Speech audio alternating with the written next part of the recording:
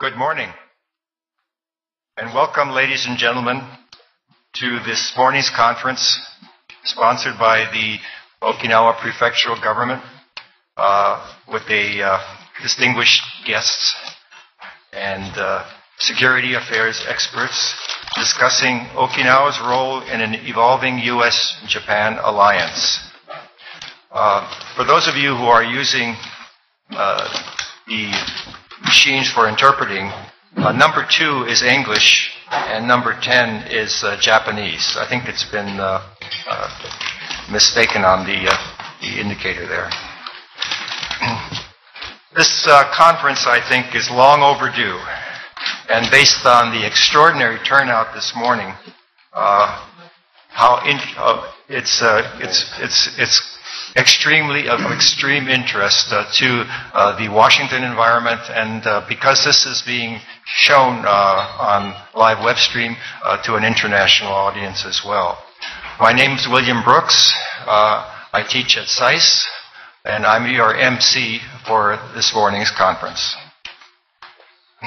We also are honored to have with us this morning the governor of Okinawa, Hirokazu Nakaima, who has come all the way from Okinawa to launch today's conference. To preface my introduction to the governor before he gives his remarks, I'd like to indicate that probably a lot of people don't realize, but this is the 40th year of the reversion of Okinawa from the U.S. to Japan. So in a sense, this conference is a kind of commemorative event marking a long period where Okinawa has been able to be independent in its own economy, yet deal with a lot of other issues. In an ideal world, the governor of the beautiful island's Prefecture of Okinawa would be coming to Washington to promote tourism on the island or investment in high-tech areas. And the economy indeed is starting to show signs of healthy growth. But the reality is otherwise. The reality is that Governor Nakaima and the residents of Okinawa Prefecture live with is, of course, quite different than the ideal that people would want. First, there is the reality of Okinawa's geostrategic location facing China and an increasingly tense and even hostile East China Sea.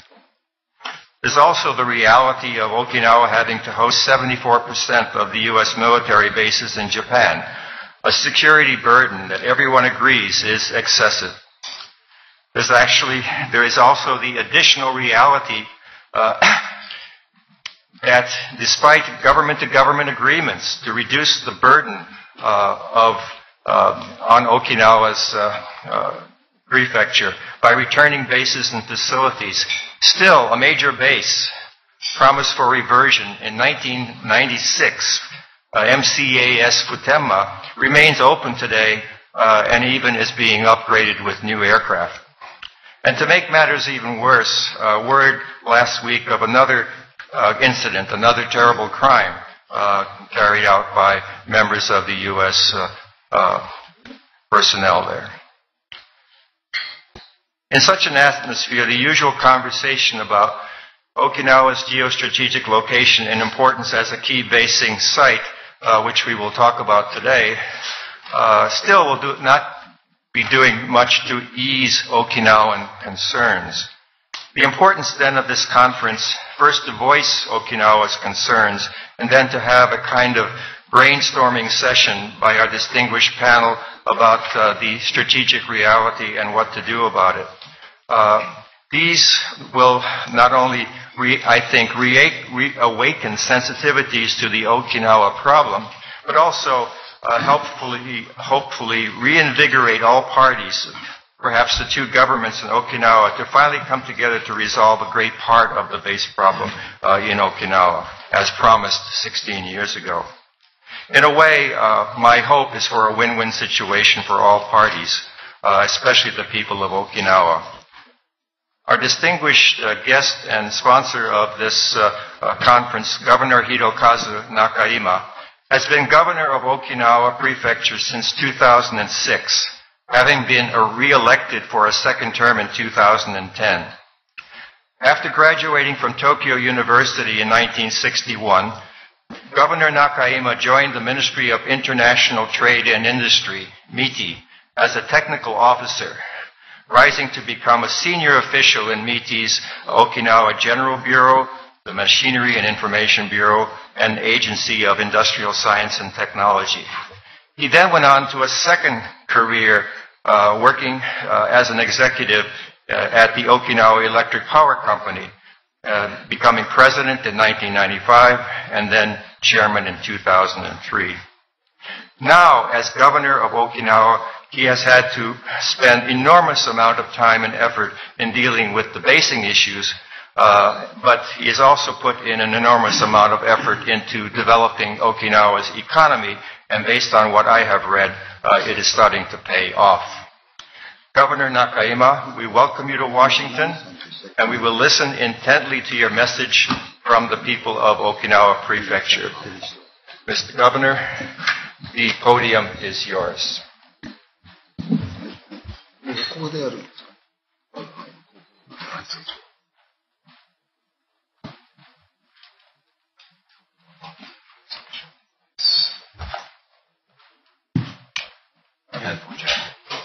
Just to repeat the...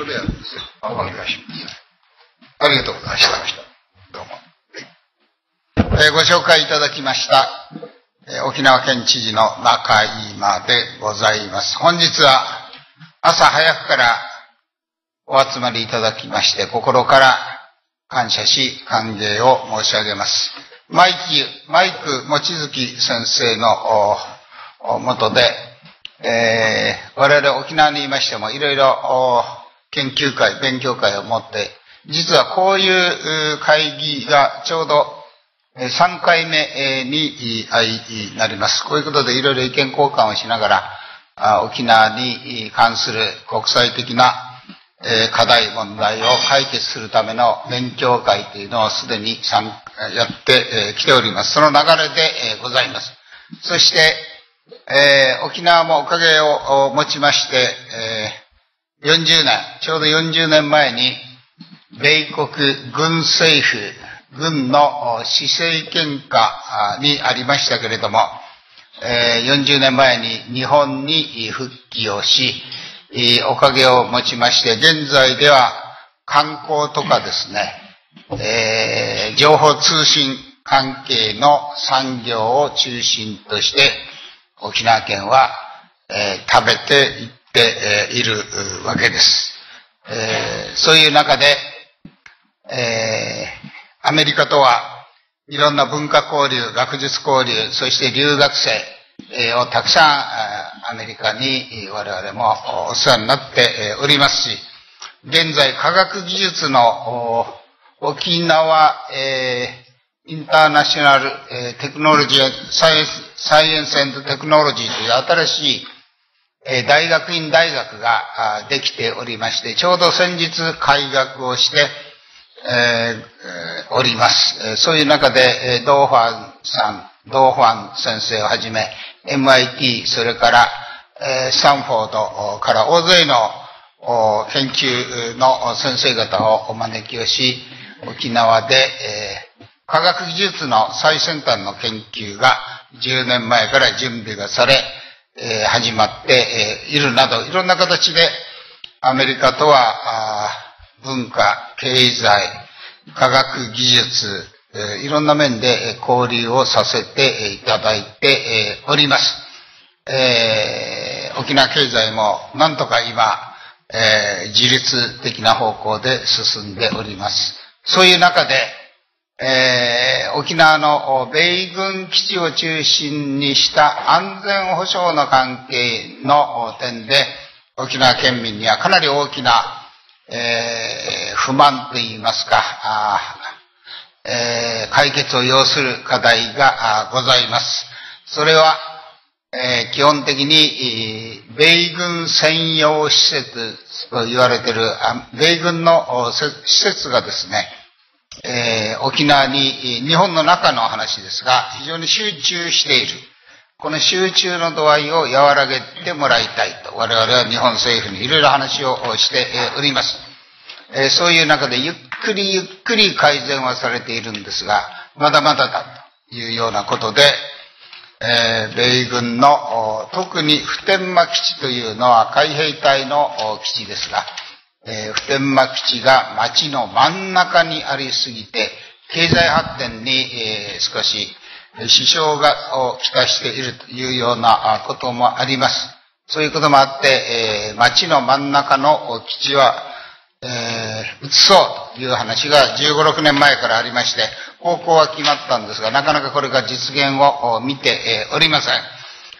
そういうことで、後から先生方のパネルディスカッションがありますが、私の方でも日本政府、アメリカ政府にいろんな形で改善、解決をお願いしている途中でございます。本日はパネルの中で先生方のご意見を伺いながら、なるべく早い解決に向けて、私、県知事として取り組んでまいりたいと思います。ご清聴よろしくお願いします。ありがとうございました。